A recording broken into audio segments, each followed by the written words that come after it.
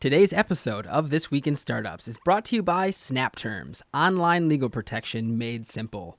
Visit snapterms.com and enter the code TWiST to receive 10% off. And by Citrix GoToMeeting. Meeting is believing. Visit GoToMeeting.com, click on the Try It Free button, and sign up for a 30-day trial.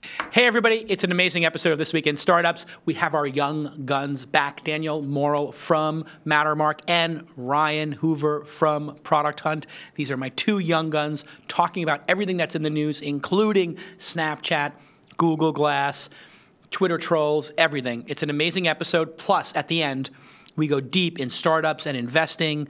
Incredible due diligence. A 100-minute episode, and it is editorial gold. I guarantee you're going to love this. Stick with us.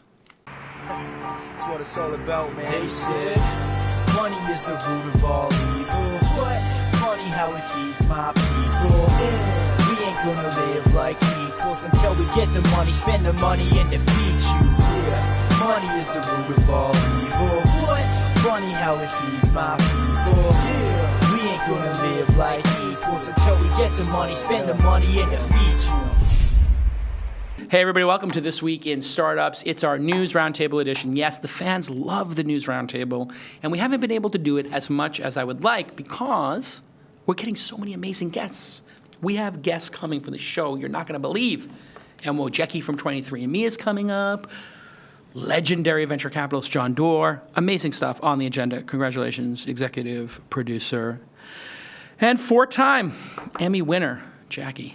And my amazing director, Jacob. Okay, one of the things people have really responded to on the News Roundtable is our Young Guns panel. And by Young Guns, I mean not 40-year-old venture capitalists living in Marin or wherever the heck those guys live. So with us again, Ryan Hoover of Product Hunt, who is a super fan of the show. You grew up on the show, correct, Ryan? Yes. Now, how old were you when you first watched an episode of This Week in Startups? How long has it been around? 5, 6 years, I guess. Yeah, so I was 22. 22. So you were watching it like coming out of college. Yep.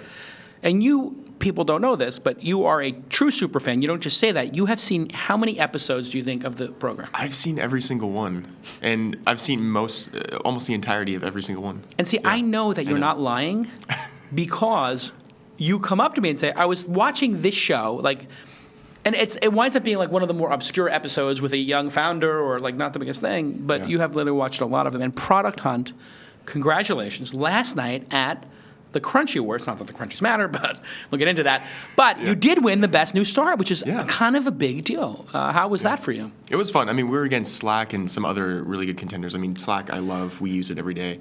And I didn't expect to win, but it was fun. You beat Slack. Yeah, apparently. So Product Hunt. For Hunt. the Crunchies. For the Crunchies. So really your company's worth $1 billion. Yes, I'm pretty sure that's what it means, right? And that's Totally. Welcome Danielle Morrill as well to the program. She is the CEO and co-founder of Mattermark. This is your third or fourth appearance on the program? Yeah, geez, I think fourth. I think it's fourth because you were on to talk about Mattermark and then 2 roundtables and now this is 4. Yeah. So congratulations. And I think, Ryan, you're also now 4 or 5. This is third. Third, okay. Yeah. Wow. So you guys are doing great in terms of product appearances. Who's been on it the most? That is a great question. I don't have the answer to that, but Brian Alvey has been on a bunch of times. He was my partner on Weblogs Inc. He's doing a new product that will launch at the Launch Festival, by the way, March 2nd, 3rd, and 4th here in San Francisco, launchfestival.com. So he's been on a bunch.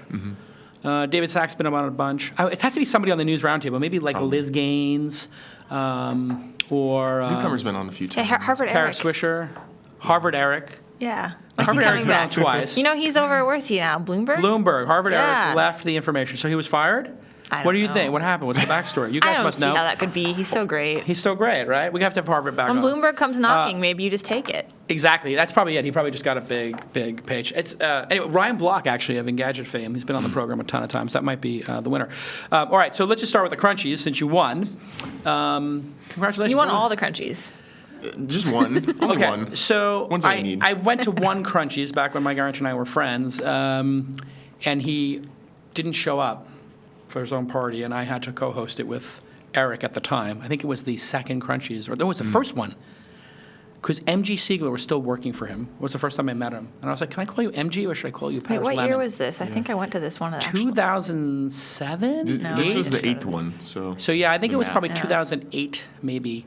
But it was That's the a first rough time they year. had it, and I can't remember anything other than that. But I had to like co-host a whole bunch of the stuff because Mike didn't show up. But Mike showed up last night. Yes. Actually, he was pretty hilarious. I don't know if the coverage covered this, but he went off script because, frankly, nothing against the writers of the script. You know, when you're announcing the winners and everything, there's a script that people read, and it's very cheesy. And Arrington just said, "This is terrible. I'm not reading this." It was terrible. And It was actually terrible, the yeah. best part of the show was him and Owen Malik just Goofing off. riffing. Riffing, for a while. But a little bit of controversy too. I saw something blowing up. Somebody was being called a bitch. T.J. Miller over and called over. a woman who works at Ship a bitch. Who is T.J. Miller? He plays a crazy angel investor on the Silicon Valley like HBO show. Right. He runs he's Ehrlich. I love Ehrlich. So I was actually kind of pissed because I'm like sort of love this character and now like he's What do sort you of love about that violated- character? What explain his character for people who Well, don't I watch mean, the HBO TV show, which is actually, by the way, I think a brilliant show. Like So I I think it think- nails 80% of what it goes after, perhaps more, which is more than any of us ever expected, I think. But Ehrlich is what? What does he represent? So he's a kidult. So he's a child adult, first of all. A kidult. He wears this Aviato T-shirt. So he's founded a company in the past that was like in his mind kind of successful, but everyone else knows it's a total pile of crap. Right. And but he does have a win under he his has belt. a win, so he now can go out and he angel invests in other companies. But Wow. he's sort of this This is person hitting where, pretty close to home. Where Keep at first, going. newbie founders kind of at first like he takes them under his wing, and then they slowly begin to realize that he's totally crazy And he's a fraud. and a fraud. Sort and of a fraud. I actually love the part where he goes and he like camps out in a bathroom of a gas station for the night doing mushrooms and then wakes Yes. up. And it's like And that's he sort learns- of the hippiness of San Francisco combined Right. with the fraud of the Well, angel investor. He kind of thinks he's like Steve Jobs. But like Right, he like- actually believes it, you know? Yes, That's the he's that scary part. delusional. He's delusional. Right. And he's And I like, love I'm going to him. go come up with a great name for our company, but I'm going to go take mushrooms and go to the desert like Steve Jobs did, which was Right. like, I think he took acid, not mushrooms. There are but a lot of whatever. good inside jokes too, like where if you're not living in the valley, it's like he's funny, but then if you do live in the valley, he's 10 times funnier because there's lots Right. of little references. You have a favorite reference that they've done? You know, on the show? the scene where they go and they want to get like a spray paint mural. Yes. And like they get a really inappropriate one. right. Yes. That's definitely a reference to like Facebook's murals on their walls. Yeah, but by it's still funny Sean even Parker if you don't getting know that. David but- Cho to do the murals. It's just funny. You would never know. So they And obviously the whole writers. thing with the Mexican guy he has come to take it away, and there's it's just Yeah. great. If you haven't watched the show, you know, at first I cringed, but Yeah. then it's ultimately amazing. It's ultimately amazing.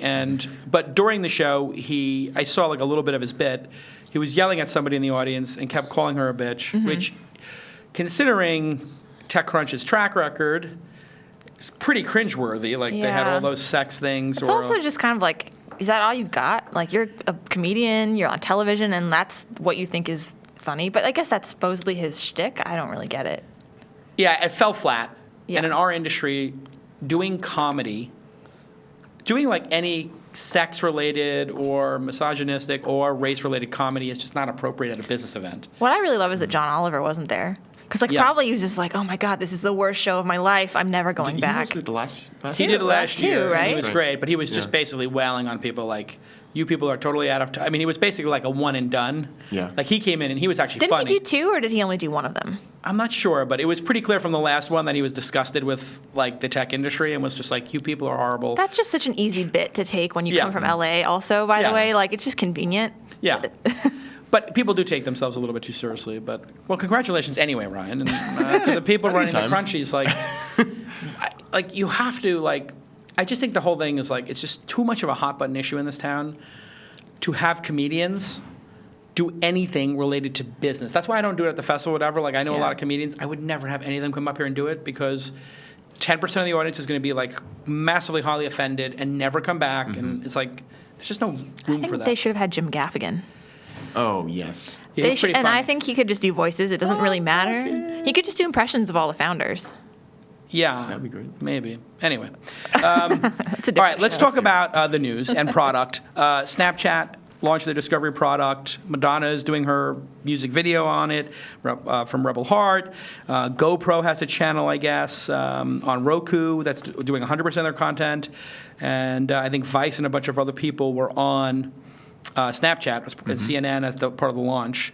And I saw Business Insider is on Cyberdust, Mark Cuban's thing. So it seems like social network plus content equals possibly a win. What do you think, Ryan? Well, so I've been using Snapchat for, I don't know, a couple years or so, and it started off as mainly just a way to communicate visually with photos and videos, and then it expanded to our stories, and then it expanded to our stories, which is kind of their first step into actually creating a content experience. And then actually, Now This News, have you ever... I guess you haven't been using... Now This I've News. seen Now This Now News. This News has been creating stories, effectively So doing we're a what company. Discover is made for a while. And now they have a lot of other media companies like I think MTV, Vice, and Can you others. show it? You have it on your thing I there? do, yeah. Let me open it up So now. in Matter, Mark, you see a lot of content companies now doing pretty well. Yep. Actually, Now This News is one we picked really early. Yeah. So it's cool to see that they're now getting Yeah. in here. What is Now This News exactly? It's sort of like news as entertainment, right? Yeah, It's a pop news culture it's an media. online pop news network. Yeah. I think that's the key thing. Like, if you want to be successful, you have to just make it like entertainment. It's not really news. It's somewhat like this new category, which is like news as entertainment. It's like BuzzFeed. Yeah. But even BuzzFeed seems to be doing like long form serious Yeah, I heard they journalism now. deleted a bunch of their old news as entertainment stuff, actually. Really? Have you guys heard about this? No. This is really interesting. So if you're following the whole internet.org conversation, there's a whole amount of like revisionist stuff going on with BuzzFeed right now where they, Yeah. they got famous for this fun entertainment stuff. Right. But now they're trying to be, you see them as serious, but they weren't always serious. No, I actually don't see them as serious. I see them as faking it till they make it strategy, which is like, we do whatever it takes to get here. And now that we've arrived and we got the money from Andreessen Horowitz, Let's tighten it craft up. this the way we want let's change the narrative, which is Not exactly what necessarily Huffington a Post bad did. strategy. It's a genius strategy.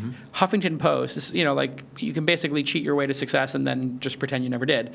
So Huffington Post did a whole thing where they did all these SEO short pages with no authors, and then they would put George Clooney on the homepage. So you'd have like all these celebrities on the homepage, but in the background they would just be rewriting stories from The Economist, Wall Street Journal, New York Times that were behind paywalls that people wanted to read. They would summarize them, beat them on SEO, and the rest is history. Yep, and it worked. Yeah. And it worked, right? So you can just sort of ride this thing. But I show it here. Let's pull up so this Brian's is phone. Discover. And what do we want to look at? I mean, we have Daily Mail, CNN, Cosmopolitan. Vice. Let's go to Vice. Okay. I mean, Vice is pretty. This is actually good because I don't use Yeah. this, so you can teach Let me me now. turn this up here. So what's interesting is some of it is just straight video content. Let's but pull some- up his phone if we can. In the keep going. Replug in. Let me Oh, try okay. and Replug it in. plug in one more Sometimes time there's a here. thing there because I played with it. It felt like very like flashy and video-y, and Yeah. it was a little bit like a psychotic like MTV kind of Wait, is experience. this like a different app or is this in somewhere in Snapchat? It's hidden. Yeah, it's kind of. Yeah, this. So you're tap new to here to check out Snapchat, so Discover. Yeah. it'll take some while. Oh, there it Yeah. is. Good. Use it. ID Magazine here. I don't think I counted. So it. it's What do you- not about perfection. So they do a full bleed So like what's video interesting, loop. yeah, you swipe left and to the right to switch to different content, and Got so it. this is some sort of article. Making the perfect cheeseburger, And if I want to, I can scroll down. and you watch the And video. it's part of this feels very native. This right here does not. This is not a very native experience in that this is just video they've created for online content. They're now rebroadcasting. When you say it feels native, explain to the audience that doesn't know what that means, what you mean. Well, this aspect of it is very native in that it's clearly made for Snapchat, but when you jump to the actual content, this is clearly a video they just made and they broadcast online, and they're Right, just putting it because in the this video new is not in platform. the ratio of an iPhone screen. Yeah, it's just not kind of made for that. Like there are others. Let me actually go to. I think Cosmopolitan is. I think I looked at this once before. Let me see if it comes up. Yeah. Cosmopolitan actually is more like a magazine, and it's less about On video, form. but you actually scroll down and you're reading articles. Try and, one more time. Let me replug in real quick. And it's so it's not just video content, but it's really more of a just Actual an overall content. entertainment media experience. Yeah, so see, the thing about Snapchat that I find interesting is like if you try to understand Snapchat when you first use it, it's impossible to understand. You actually have to have somebody over your shoulder explain it to you. Yes. I've gone through this many times with people. I think Well, this is that it television. may have some issues with some of the bandwidth. Maybe that's why it's not coming I up right now. But I like. So what do you think of it? Is it the Well- future? I mean, people went crazy for it. I looked at it and said, this is a good start. Yeah. But I don't see this replacing like anybody else's like typical news reading. It's just sort of like almost like a highlights reel. Yeah, well, I can't remember who said this, so I wish I could give them credit. But, there's this trend towards unbundling that's been happening for a while. And in a way, Snapchat's doing the exact opposite. I think it may have been Josh Miller, actually, on Twitter mentioned this. And Snapchat, as you can see, has actually bundled and gone the other direction. They went from a messaging platform to a broadcast medium to now this entertainment kind of experience. And All within their walled garden, a All la within their- Facebook. Exactly. But Facebook Yeah. now is breaking things out into Messenger, Facebook, Yeah. et cetera. Yeah, exactly. And So who's right? Well, I don't think there's a right answer per se. I mean, it just depends on the consumer and the user experience you want to create. I'm curious if Snapchat will eventually create multiple apps. I'm more curious about what they do with their API if they open it up. There are several apps out there that are hacking their API right now, and actually, like Mindy is an app I love. It's an app for creating 10-second music videos, and they have this hack right now where you can broadcast Mindy's into your Snapchat story. Which Mindy. Wow. Yeah. All right, when we get back from this commercial break, I want you to show us Mindy, so we'll get that set up. So I'll load up Mindy, and let me just take speaking of Snap, thanks to our friends at Snap Terms. If you have a website and you need to have a proper terms of service and privacy policy, because if you don't, you're going to get chased by some ambulance-chasing lawyers who will file massive litigation against you. And hey, terms of services are expensive, and that's why we use Snap Terms here. They're simple, affordable, and they're fast. Go to thisweekinstartups.com/legal, and you'll see ours. Snapterms.com, you can get started for only $299. Use the promo code TWiST and you'll get 10% off. Everybody who has used it in our audience loves it, and it's super affordable, and you don't want to skimp on a terms of service. And also, if you do it with a law firm, it's probably going to be a couple $1,000. And they do all kinds of complicated stuff too. So if you're a content site or e-commerce site or a community site, they can customize your Snap Terms to them. It's a pretty slick product. Go to snapterms.com and check that box off of your launch checkboxes of things you have to do before you actually put your product in the wild. Okay, so before we left, Mindy. Mindy, yes. Let's show Mindy. Can we pull up Ryan's phone? Let's see. Okay, there we go. That's Mindy. All right, so this is actually just my home feed on Mindy, and like I said, it's an app to create 10-second music videos. It's kind of like Vine, where you can create very short It's clips. Vine plus 4 seconds. Yeah, and actually let me unmute it, because without the music, it's not the same. Yep. It might not be actually playing the music because we're plugged in, Uh-huh. but it's playing some song right now. Okay, which so is really assume it's interesting. playing music. And so you make a little loop. That's a backwards loop of dolphins. That's Yeah, kinda you cool. can reverse things. You can add filters. And then you put music to it. Put music to it. Yeah, it's of course. Oh, and you can slow things down too. That's pretty sweet. That was a sweet one. That Yeah. That was a sweet one. I gotta show one of mine. Oh, that was like here. a time-lapse one? Here's one I took I found a Russian of our company little like kitty this a in our long time office. ago. I love this idea. Have you ever seen Coob? Yeah. Yeah, this is a lot like Coob, isn't it? Yeah, it's very similar. So that is that one's super sweet. trippy. I love it. Yeah. So that you did a was slow-motion cat. slow in motion. You can't add reverse. music to Vines. This is way cooler. Yeah. I think people do that with Vine, but here you just pick your audio track from your MP3 library, so you have to have bought the track or something. Yeah, this just uses iTunes. Uses the 30-second clips. Oh, it uses the iTunes 30-second clips, so you don't have to worry about anything. Those are already licensed. Exactly. Yep. So genius. Yeah. And then you can export it and post it somewhere. Yeah. Why don't I use this? And what's This cool way about it is cooler. you can actually, again, I don't know how they're doing this exactly, but you give them your Snapchat password, which I know is not the most secure, but you can then Syndicate syndicate it, yeah, to your Snapchat story. And when I started using it, people would message me on Snapchat and be like, how did you do that? How did you put music? How did you Yeah. make that go in slow-mo? And there's clearly an opportunity for Snapchat to open up this API just like Facebook did long ago. Clearly they're not doing that yet. You know what would be neat is if they had those apps, it'd be illegal. It would be against the terms, I shouldn't say illegal, against the terms of service of Apple. But if they had those as apps within their app Yep. that you could then turn on, and you'd be like, I buy this for $1, and that could be like an incredible revenue model. Exactly. But they wouldn't let them do that on the Yeah. App Store, I don't think. Because they'd be like, you're running an app store in the App Store. Yeah, there's some trickiness to it. And no app stores in app stores. That's why with Audible on iTunes, when you have Audible, which is insane, on Apple, you can't buy an audiobook in the app. You have to go to your web browser, buy the audiobook, Oh, really? I didn't then know go that. to your app and hit refresh. It's so dumb. That's frustrating. They can't even link from the app to go buy the book. Yeah. Because Apple will not approve an app that does that. It's such like antitrust, like craziness that it's like unnecessary for Apple to do that. They've already won. Like, Yeah. I don't understand why they have to It's do that. anti-consumer. I mean, I It understand why feels they do super it, but- anti-consumer. Yeah. Okay, so any thoughts on that? Other than you need to get it. Oh, no, I was actually just looking at how old Madonna was. She's very old. So, like, it's kind of funny because I was just looking at these things on Snapchat Discover, and I'm not, like, the normal Snapchat user, but it's a lot of stuff where I'm thinking, interesting to me. I feel like we're millennials. I think you're a couple years younger than me. 28. I'm 29, okay. But, like, I don't really think my generation or, like, no one ever Cosmo and says... CNN? No, not the big 1 and 2? Well... I don't I'm know, joking, yeah. but like National Geographic, and Madonna is 56, by the way. Yeah. And like, I just like buying relevance with these young people. Yeah. I don't have people my age saying, "Hey, are you on Snapchat? Like, I want Right. to send you something." Right. I feel like it's the like people who are still in college. So I just am wondering. It does feel like, and where do you graduate? If Snapchat is college, then you graduate to Twitter. I don't know. I mean, I think that's an Facebook, opportunity. LinkedIn. Maybe Snapchat is trying to graduate its initial audience. Yeah, because it feels like these are the photos you don't want to share with the world because, hey, they could be, I mean, a little Instagram sketchy. is probably the best place to graduate to. Yeah, that's for probably a lot of it, right. people. I don't know. Yeah, Well, it's just a different. I would argue it's different context entirely. Like Snapchat and Instagram have no comparison in my mind, other than that they're both visual.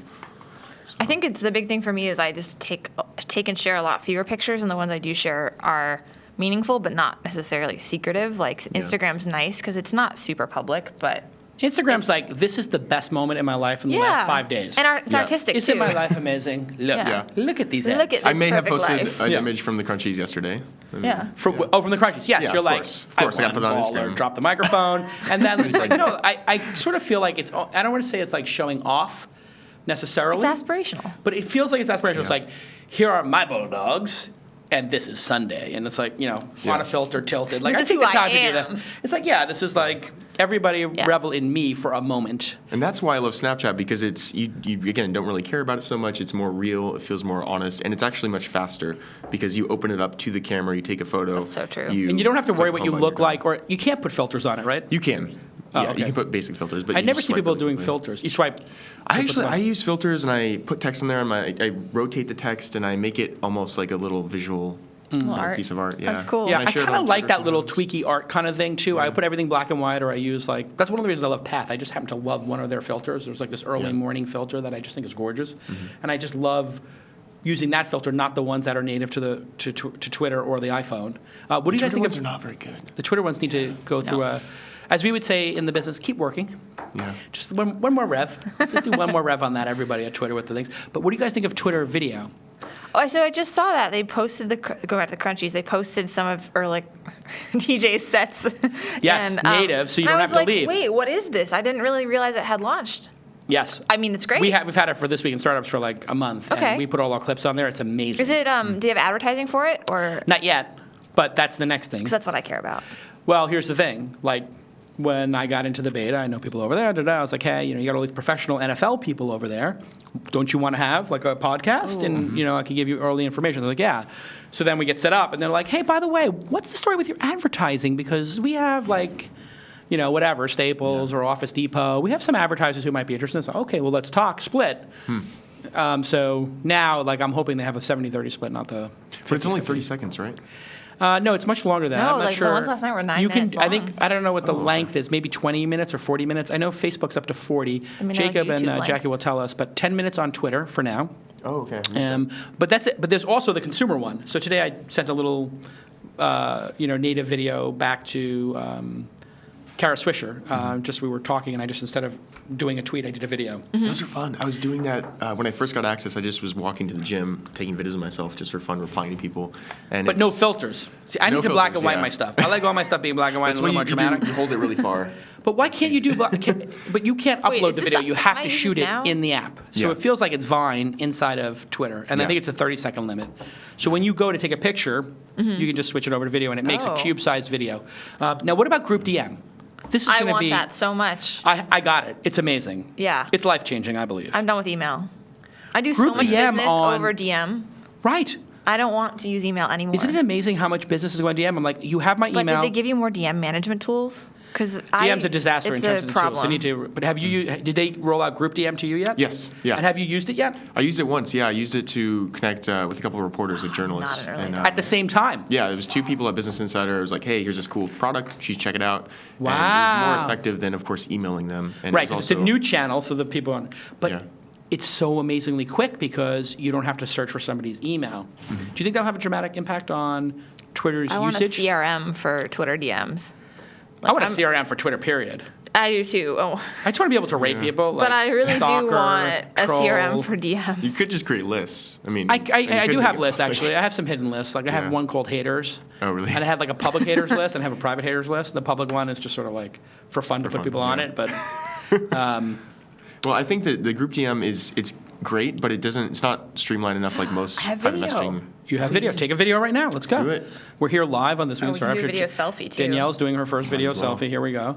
So now what do you guys think of Well, I'll just the new, film Jason here. Hello, Danielle's Twitter following. And thank you for interrupting the entire show. Sorry. It's 100,000 people now have to be interrupted by your first video. I'm joking. It's So fine. bad, Send too. it.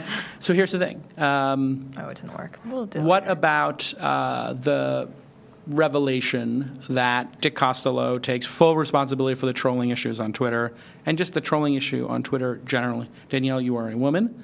You're high profile.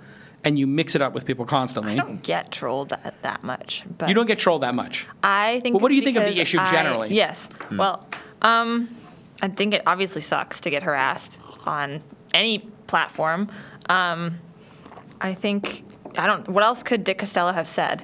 Right? Like, Yeah. I mean, at this point, they were under fire. They just had their earnings call. Yeah. So to me, it's like it's PR. It's just PR. Like, But I do think it's great if they can find a way to solve for it. But they've done a lot of work to solve for stuff over time. They actually have a much better process, I think, than Facebook for reporting stuff. I have to say, I think that's a very astute observation. Nobody has done any system as granular and as detailed Yep. and as fast as Twitter's. But it's an anonymous platform. Yep. So if you mute and block people, which I think muting But is the then best. we wouldn't have Startup L. Jackson That's the issue, and all these isn't other it? great fun So- things that Yeah. exist on Twitter that are So magical. what is the solution, Danielle? What, should people who are being harassed just protect their tweets and be private, or just go on Facebook and Twitter's not the platform for them?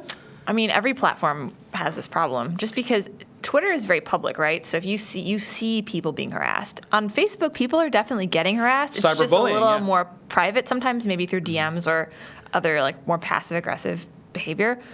I mean, I don't think the verified accounts thing will actually solve it. I think that could be a good step. Yeah. I don't see why we can't just all have the tools that the verified account holders have. Yeah. Those seem like great tools. I mean, I've never had a verified account. I know Yeah. you do. Well, I don't even know what the tools I have are. There was metrics. I think you have some different things that you can do in terms of what you see and don't see. Because the idea is that if you're a celebrity, you're getting enough volume. Like, I could actually use this at this point just because I'm I have so too much active. volume now, yeah. Yeah, like, so what I do can you see do? tailored to me, where it's like only see the people who I follow, only see the people who follow me, only see verified accounts. So you can have this little filter when you're Yeah, looking at seeing your other feed. verified accounts could be kind of cool. That is kind of cool, actually. I do that every couple of days just to That see. would be like the Facebook, how you have the inbox and then the other inbox. Yeah. Have you ever gone in that other inbox? I know, it's just scary. Yes. It's like these are really people scary. you really don't want to talk to. All right, when we get back from commercial break, I want to talk a little bit more about harassment and Google Glass dying. And then Google is now competing with Uber, maybe, but maybe not. And what Ryan is excited about. And of course, Danielle is still blogging up a storm, and she talks about how seed stage startups have to hire or die to get to their A round. All that and more when we get back from this important break. And this important break is for Citrix GoToMeeting, which I use every day. Hey, listen, a lot of bad weather going on out there, roads closing, being sick, all that stuff. Holding a meeting can be a logistical nightmare. That's obvious to all of us. So you need to get your team working, and the deadlines do not move just because the weather is horrific, and that's why we use Citrix GoToMeeting here. I have multiple accounts at This Week in Startups, at Launch, and at Inside.com because it works every time, and you can use any of your tablets, smartphones, etc.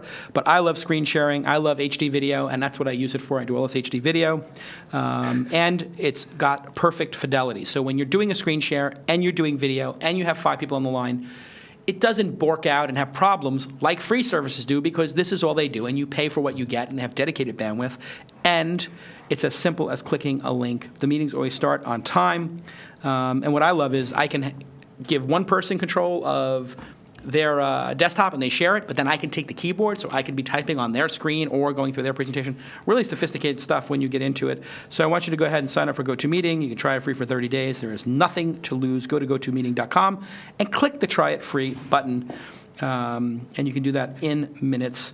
GoToMeeting.com for free for 30 days. I love the product. Thank you, GoToMeeting, for sponsoring independent media like This Week in Startups. It's a pretty good ad read, I feel. I've been using that product for 5 years. You've had 6 some years. practice. It's great. I have the greatest job ever because the ads on here are for products that I use, and we don't let if we haven't used the product, we don't let you do it. So although now the rule is either I use it or somebody on the team has to use it because we have a lot of people who want to do developer tools and stuff like that that I don't actually use. Yeah. All right. So did you guys see the thing I wrote about Twitter and this morning about hey, what if what if you could pay to be a verified account? So let me ask you this. If you could pay $1 a year to be verified, would you do it? And if you could pay $100 per year and get, let's say, 50 back or 100 back in advertising credits, would you do it for Mattermark and Product Hunt? Yeah, I mean, so we're already an advertiser on Twitter, but I don't think that defaults to getting verified anymore. It doesn't. Used to. It wasn't every time. You'd have to request still. I generally just have been looking for ways to pay Twitter. Because like Twitter creates so much value in my life. So yes, I would. You would do it? Absolutely. I'd pay for anything Twitter asked me to pay for. Okay, so there's like a Pretty much. level up to like $5,000 a year, I'd pay for Twitter. It's very That's valuable to interesting. me. Yes. Now let me ask you, Ryan, the same question. So as a user, would you pay the $1 a month or year or something like that? I would just for the badge. I mean, if it's not Just to have the badge? Just for the badge. Right. Yeah, it's Interesting. like Just virtual- literally have the check mark and would you want the badge for your own ego or for optics with people seeing you to know you're real, or because you want to show your support? Well, a combination of both, but ultimately, like, just if it's $1, if it's basically my time and entering my credit card number, then it's worth it. But and $100, a year is not much either For your company. Yeah. See, I think that this will be a cash cow for them. I think 20% of users will do it. And then I think when you start thinking about the harassment problem, what if when you turned on your Twitter account, or if you were being harassed and said you're being harassed and you report somebody you block somebody. After you block somebody or you mute somebody, it says, hey, we noticed you blocked somebody. There's a new option.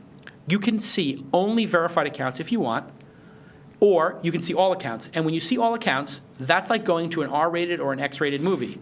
That means you could see politically incorrect, offensive material, It's like Google's sexual material. safe search versus other Exactly. search. And I'd still want to see all accounts. I can't imagine that I wouldn't want to. What I love about Twitter is the openness and that there is a serendipitous effect of just connecting with anyone. And I Right. wouldn't want someone who just doesn't go through the hassle not to be able to reach me. okay. Or maybe they don't see the value agree of with a that. verified account. So I agree Maybe with they that, don't have a but credit card. Maybe neither they're of you have 16. actually been harassed. We're not harassed hard. No, So- seriously, no. Well, yeah. I've been harassed, but I kind of love it because I think it's funny, because I engage it. But Right. for me, I think it's entertaining. But I think for a woman, it might not be as entertaining. And I've had when somebody doxed me recently, which I thought was incredible.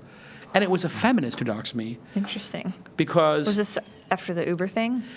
I think and I don't think it had to do with the Uber thing. I think at some point I had written something where I had said, like, I'm just seeing so many amazing female founders. I'm investing in so many, and I really think like we're on the road to like really solving this problem. And she was really upset about it. And I was like, listen, actually, it was talking about Twitter trolling. And I was like, I think that people who are under attack, women who are under attack on Twitter, should not be on Twitter, or they should have protected tweets. Or this verified scenario that you've described? Well, that didn't exist at the time or whatever, but I just basically said, if you're a woman and you're being harassed, you really should not be on Twitter, because it's an open platform where somebody can, the second they get banned, come right back. You just basically have to remove yourself from that kind of situation. Just like you wouldn't be on like 4chan or any other open message system. And this person was like, well, these people in Gamergate are being doxxed. And I'm like, I don't even understand what Gamergate is, but I was like, listen, I think the hard thing with the argument of, you just shouldn't be on this platform is like at some point, that argument stops working, because then you can't be anywhere. Right. And I think that what people are really afraid of is some kind of stratification where people who feel safe are able to be available to the world through these channels, and then people who don't feel safe are basically second-class citizens. As the world continues to become more online, I think there's going to be more and more places to be yourself. Right. But not being there. Like, my parents aren't on Twitter. And on some level, if we wanted, we could crack a joke about my parents being Luddites. They're not really, but there is this stratification that happens, and it's going to get worse and worse. They don't know half your life. Yep. And so I think that when people react negatively, they're saying, well, basically you're telling me like I don't get to be a citizen in this universe. Right. And that feels really scary, not just because of Twitter, but because of what's the logical conclusion Exactly. of that? I'm going to have to live on an island. And I sympathize with that. I also think when you're protected, you kind of lose the best part of Twitter, which is the openness. Yeah. So it does kind of suck. But I slay trolls. I mean, I'm probably inviting all sorts of problems, but I think that the only way to continue to be on a platform that's open is to basically tell people you're not going to put up with shit. Yes. But it probably just gets exhausting at some point. It does get exhausting. And I can't relate to that because it's like has worked enough. But yeah. I have a don't new even rule. know. If somebody is, because I think a large portion of the people who are trolls are mentally ill, and then the other ones are professional trolls, right? Like they're doing it specifically to get a reaction. Troll might be mentally ill too. Right. So there's definitely like an overlap in these two circles. Right. Like, and then that would be like, we have to come up with a word for those Uber trolls. Yeah. But it's sort of like, I love the mute button. Have you guys muted anybody recently? Oh, every day. Mute. Once or twice. Mute Not really. is the golden, like silver, like bullet. I like it because they don't know, right? They don't know they're And muted. I don't want them to know. I don't need to deal with that bullshit. Exactly, because what happens is when you block somebody, you're saying, I need to take a really formal step to get you out of my life. And if you're a professional troll or mentally ill, that will set you off and make you 10 times more interested. Yep. But mute is just like, oh, they're ignoring me. The behavior goes away. It's like extinction in Skinner. So small anecdote, Yeah. going to Snapchat actually. So since Snapchat is ephemeral, I've had a few weird snaps sent to me. And one was from some person I don't know, and he sent me a couple weird things. And What was the most weird thing? Well, was it a picture of his dong or something? No, it wasn't that weird. But it was more like, okay, so I took a picture of some underwear I bought in the mail, and I don't know why I took a picture, but it's Snapchat, and I take a picture of everything. And he sent me this message. He says, I would love to see you in that. And I'm like, oh, okay, I'm going to block you. And so I blocked him, and then 2 weeks later, I get this email from a guy named Justin, and he's like, hey, why'd you block me on Snapchat? And then I'm like, oh, no. Yeah. And so there's no feature You just experienced what it's like to be a woman on the internet. Absolutely, right. Congratulations. All right, It's like now you I did empathize. something and it was sexualized, and it's Yeah. your fault. But that does suck because it's just creepy. It's like, It is okay, how creepy. close is this person to me? Well, the thing about Snapchat is you're looking at your phone and you have to hold that screen. You don't know what you're going to see, so it's a little bit more intimate, I feel like. It is definitely intimate, and it goes away, so that makes people more intimate with it. And let's face it, Ryan, you were asking for it. I mean, Maybe I you were was. I don't basically know. printing your briefs. I mean, that's literally how these was people my think. fault. It's like, well, you put your underwear on there in a package. I know. Therefore, we should now be you having... belong to the public. Now you're yes, you belong That's to so us, messed up. and we should be intimate as well, right? Yeah. Like this is what crazy people think. Yeah. But interesting. Okay, Google Glass is dead. Yeah, we all can predicted just- this. Boring. What do you guys think? Did you guys ever think that had a shot? Do you think it will make a comeback? I really want something where I don't have to wear glasses. Like I would take an implant. I would put contact lenses. Like I just was never gonna buy something that made me wear glasses. Because it's just too dorky. Not dorky. I just like this. I'm wearing a activity tracker. I don't want to have extra stuff. Like my life is finally getting rid of stuff. Like I'm down to a phone. Right. I don't know. And you're not using a laptop anymore. Is this correct? Correct, as of yesterday. So you're going to try to do just phone, Yeah, so phone, and then I have desktop computer at home and at work. but no laptop. But no laptop. And the main reason is I want to be more active, and I found that the odds, like if I carry my laptop, it's just a reason to go get in an Uber and not walk. Because it's just heavy, and I lose it, or I worry that, I'm going to leave it in a bar, and then bad things are going to happen. Right. Okay, that's interesting. And how is that working one day in? I mean, most of my life is in meetings, so the phone is actually already the thing I carry with me. I will say I just got that beautiful new iMac. It's like this 5K Oh, you got the Retina one? It's so beautiful, and it actually just makes me want to be at my desk. It's just like, it's so beautiful. You know what? I really hate you right now. I'm going to tell you why. I bought the Mac. I mean this sincerely. I sincerely hate you because I bought the Mac Pro and two 4K monitors 8 weeks, 8 Oh, weeks. those bastards, Before the iMac 5K came out. Hey, we'll buy the monitors from you from Mattermark office. No, I mean, they're fine. The 4K monitors from Asus and whatever cost like They're great. $500-$600, and they're great. I think they're supposed to be the most productivity-enhancing devices you could buy for a developer. Yep. Because you can fit more on the screen.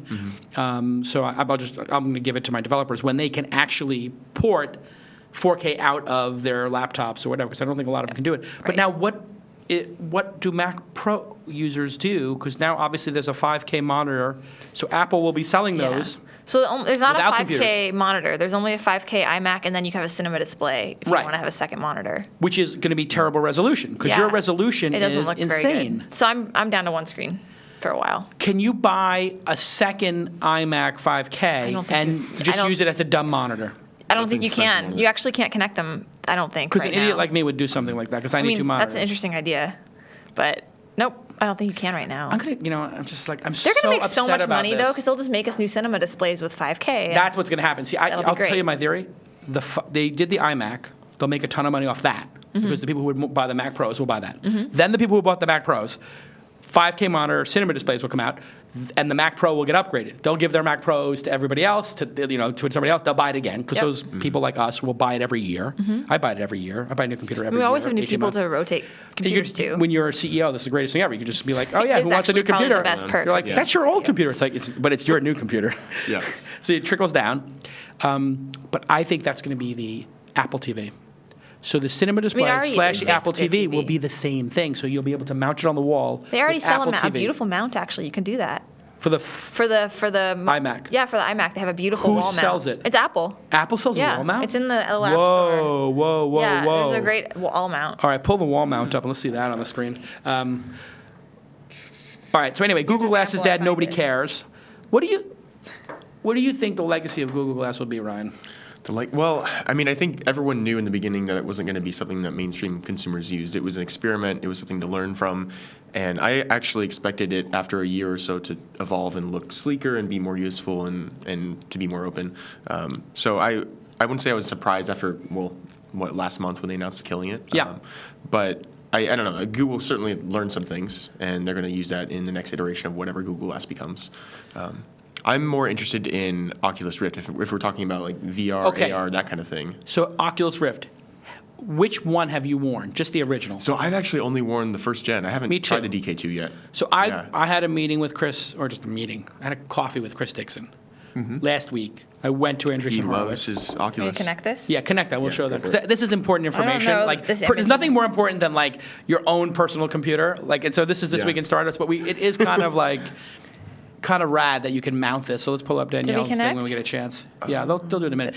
Oh, there it is. Wow. So look at that. you can see the little I see a Versa mount. VESA mount adapter on the back there. VESA mount adapter, whatever that stands for. So you put that It's there. a TV boom. mount, basically. How much did you spend on that? 3 dimes? Yeah, because I got the upgraded Jazz. What's the most you spend on it? 4 dimes? I think it's 3.5, 4. If you do like crazy amount of processor speed, crazy amount of memory. Yeah. And so it's basically going to be faster, I think, than the Mac Pro. The It little is. cylinder. Yeah. If you go on These the high people end. and I literally tweeted it to Tim Cook, and I was like, Tim, please give me some piece of advice. I want the 5K monitor. What do I do on the Mac Pro? Like, can you just at least, and I CC Daddy Q, and I can't believe that they don't give. I'm not like mad, like I want my money back. I just want information. Like, I understand you're hiding information for new launches, but tell Mac Pro users what to do. Just tell them, sit tight. Just give you like an insurance program or something. I would just like them to say, sit tight. Yeah. And they have to be aware of the superfan experience of, I bought this, and you antiquated it 6 months later or 6 weeks later. That's unfair when you upgrade stuff. Like some people were upset about the Tesla, announcing it. So I understand you can't pre-announce a product, but you should say, you should give some amount of fair warning, I think. I mean, I guess for early adopters, though, this is always a problem because we love to buy all the new stuff. They take advantage of that. Yeah. You know what? We'll just file that under wah. Yeah, I think that's a wah. I'll file that under wah. I want to point out one more thing. This is the first spec for a computer I've ever seen terabytes of SSD. Of SSD and of processing power and flash storage. Like, it's just crazy. I'm like, most people I know outside of like working in building things, they're like watching videos and stuff. So I don't what is this? What's the point of this? You got like a supercomputer on your desk. It's insane how powerful these are. And then how fast does like iPhoto run and that kind of stuff? Because a lot of those programs just incredible. Yeah, right? those things were complete dogs. Like on my current iMac, which has like 8 gigs of RAM or whatever, it is a disaster for me to open up iPhoto with 100,000 photos in it. It crashes. But it just works flawlessly now. Yeah, I mean, I think a lot of people are storing that stuff in the cloud, so that's helping. Yeah. But then, like, you can't store 100,000 photos and videos in the cloud. Right. No, not really. I have terabytes of that stuff. Yeah. So I think that's probably what they're building it for. Is if it's your TV, it's probably also your home computer. You're going through all your kids' pictures. After a while, it just adds up. Do you think Nest will do something with Google Glass that's meaningful, and if so, when? Danielle, what do you think? They should fix some of their current product problems. Yeah, so explain those. So I have the Nest Protect. Well, we had the Nest Protect in our house, and that's the smoke detector. It's a smoke detector. It malfunctions. Why can't they call it a smoke detector?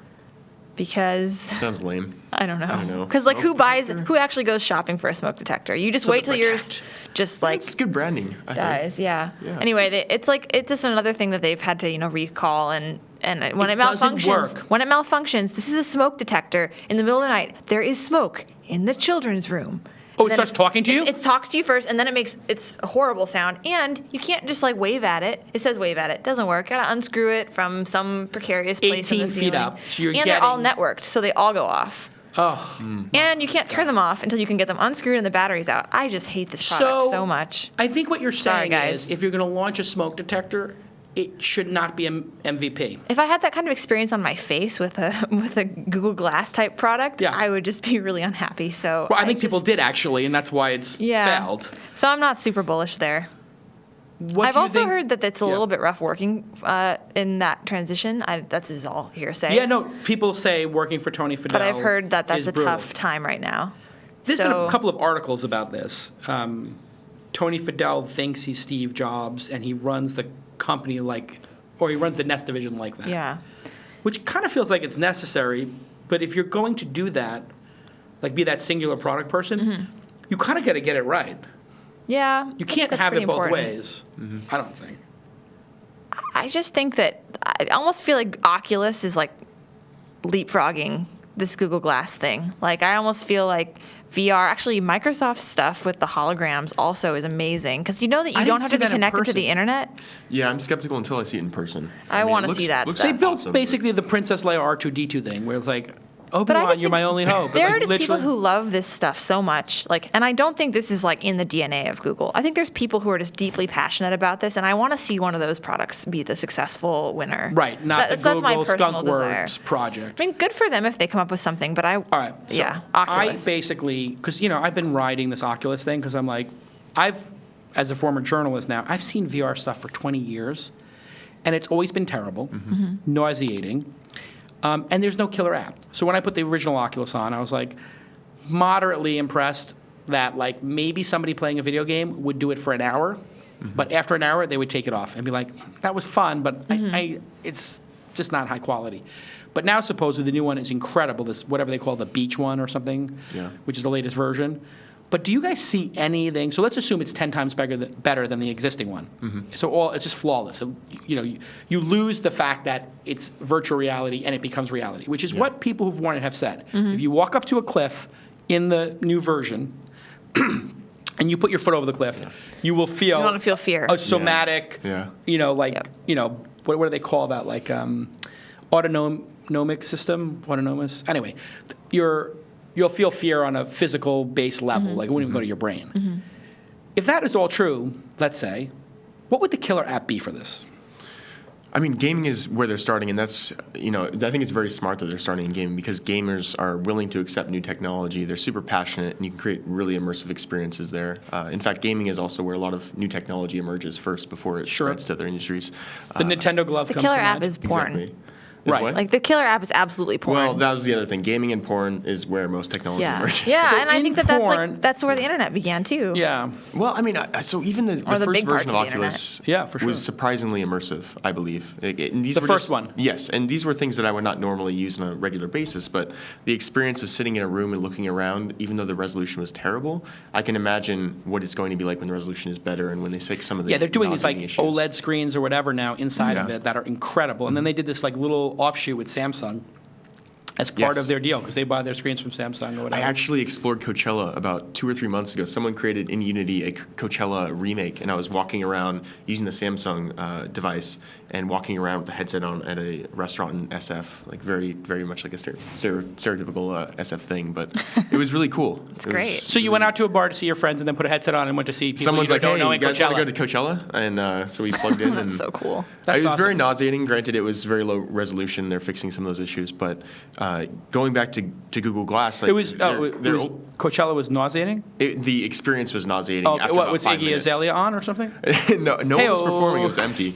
It was empty. It was empty. But I was walking around, and so when your head is moving and you're walking around like moving, it's nauseating because it's disorienting. Yeah, This doesn't they say they've got the feel right. nauseating thing fixed because It's there getting was better. a latency issue. Yeah. That when you turned your head, you were just a fraction of a second behind, and that actually causes the nausea. And now you can just whip around, and there's no latency on the screens or Wow. with the processor.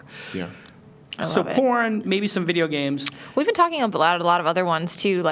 So we've been talking about programming in virtual reality. So, like one of the things programmers do is you often have multiple screens. Sure. You have not just screens, but actually this concept of like different processes that are running simultaneously. Sure. And ideally, you would have like tons of monitors.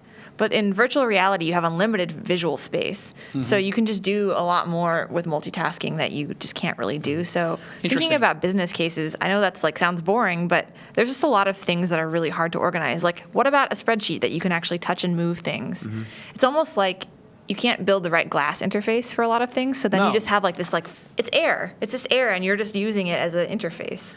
I think that's fascinating because if you had, let's say, 100,000 servers in 10 different server farms, and Yep. you open up the thing, and it's like, here's your 10 server farms, and you're just like, ding, And you it actually opens just want up. to walk around inside of it, basically. You could walk around or just move them around so quickly. And then I was just thinking when you were saying that, this week they had the first remote landings, remote air traffic control in Iceland or Really? Scandinavia That's somewhere. I pretty can't amazing. remember exactly where. But this is not a plane landing remotely. This is the air traffic controller is remote. So there is an unmanned tower with cameras, and this person sits at a desk in a closet like a drone operator, and there's a 3D like projection screen around them of this Icelandic airport or wherever where it's like nobody wants to be out there. Right. And they're just sitting there landing planes. That's great. And I was just like, wow, what if you did that in Oculus, and the person who's landing the plane could take the view of the pilot. At the same time, they could switch between the pilot's view, their view, Imagine the runway telemedicine, view. now that you're saying that. And It's like, what telemedicine, if you right. have like a Yeah. surgeon, working remotely? Like sometimes there's someone who only 10 people can do a certain kind of surgery. Yes. To be able to remotely direct a robot. I think Those are sports, incredible I'm not a big things. sports guy, but like imagine the Super Bowl. If there were helmet cams and you could look from the quarterback's view in some sort of Oculus-like experience, that would be amazing. It'd be pretty interesting, like after the play, if you could like replay it and be like, here's what it looked like from the first person perspective. Yeah, just imagine this. You're holding the ball. You're looking. You can also look Impossible around. to do Yeah. though because the rig is Someday. 6 cameras.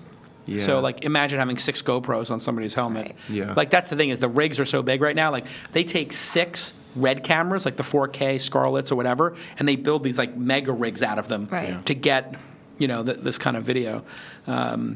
I'm curious as It's to really when exciting though.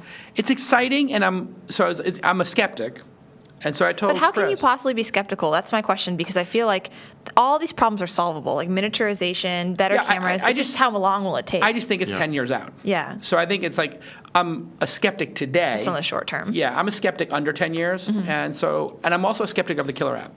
Because I do think for video games, it's a social thing as well. And wearing the helmet the whole time and not being able to see the 3 of us sitting on our couch playing Call of Duty, I think a lot of people will take them off and would rather be playing Call of Duty where we can look at each other and pass the popcorn. This is why the hologram thing, you need to look at this, because Yeah. it overlays stuff on top of the world you actually see, Right. which I think considers the human experience a lot more. And to what your Right. point, it's like you can see the people with you, but Right. then you also have this augmented view of the world. Yeah.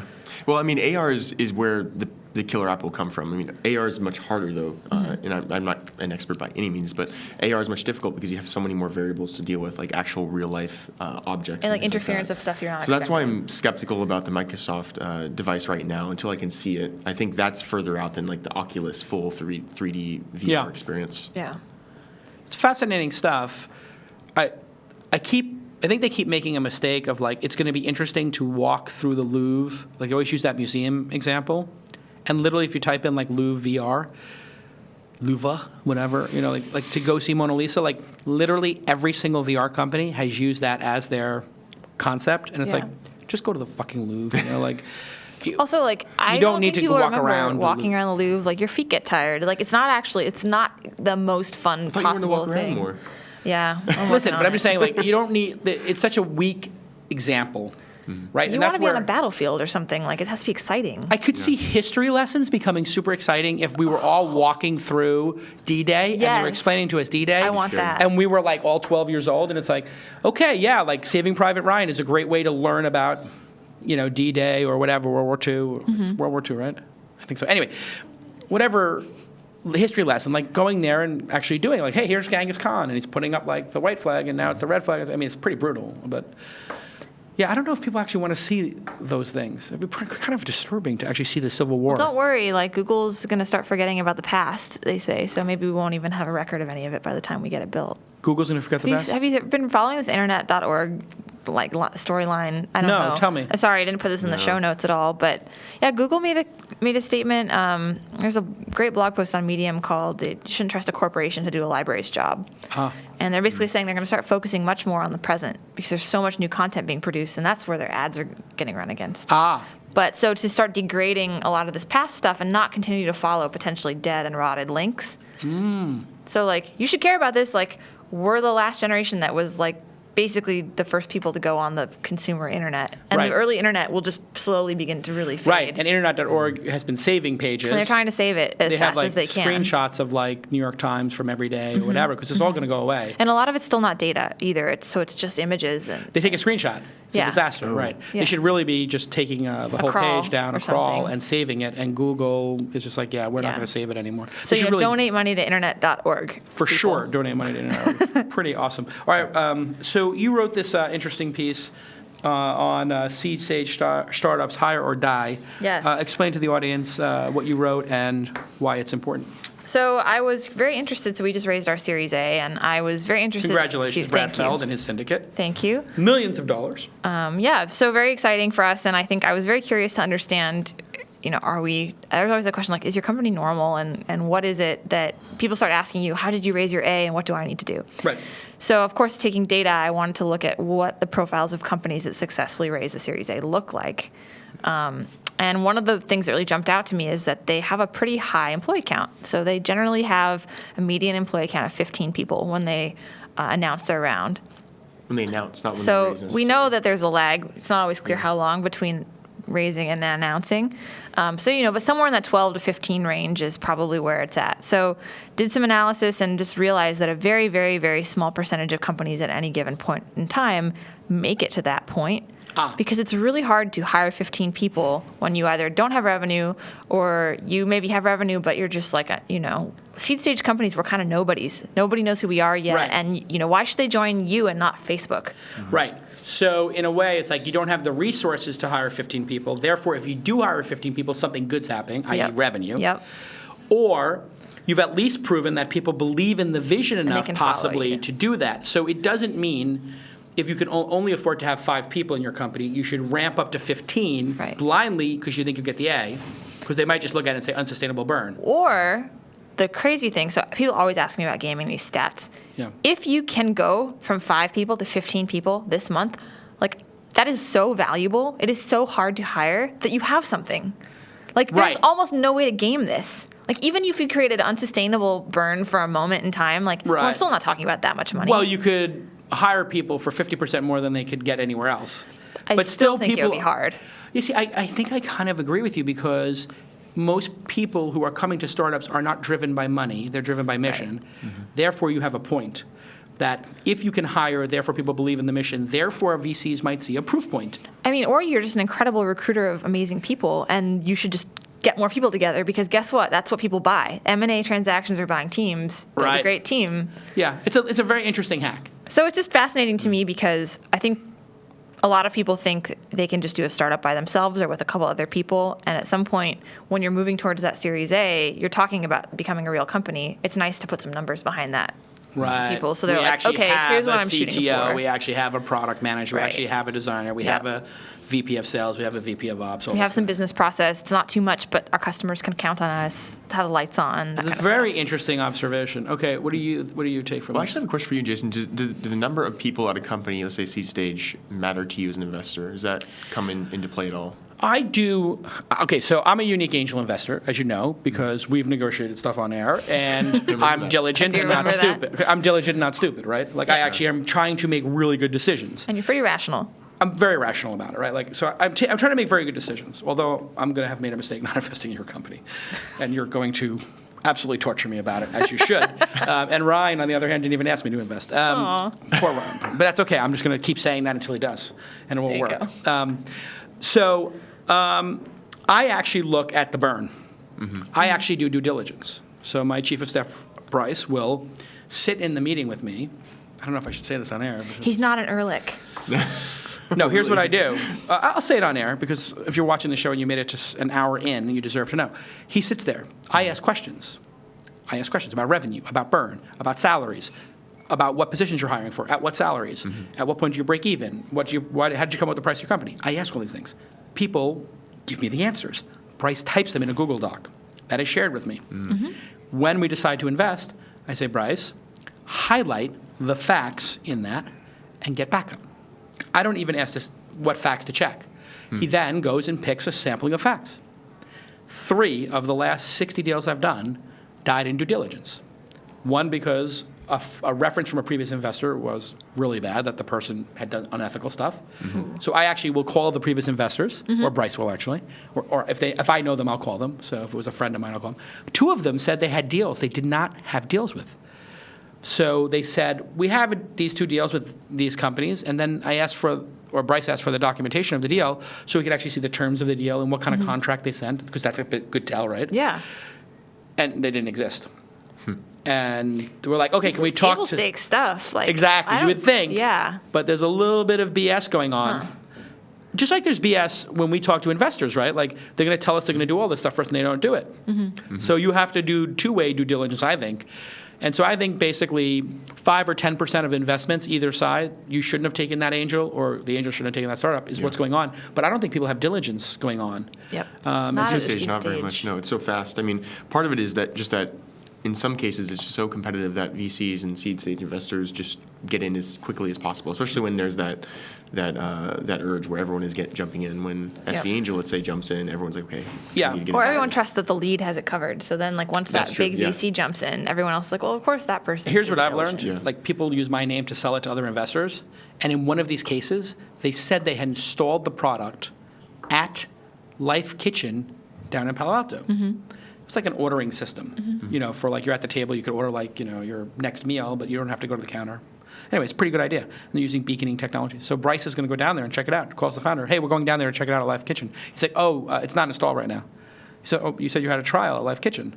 Jason knows the guy who's the president, who's the former McDonald's guy. He knows him through another person, and he was going to talk to them about it. Oh yeah, no, they don't know about it. But you said you did a trial there. They're like, yeah, we brought the product and the beacon, and we sat down in Life, and we simulated ordering food. That's a little misleading. So here's the punchline.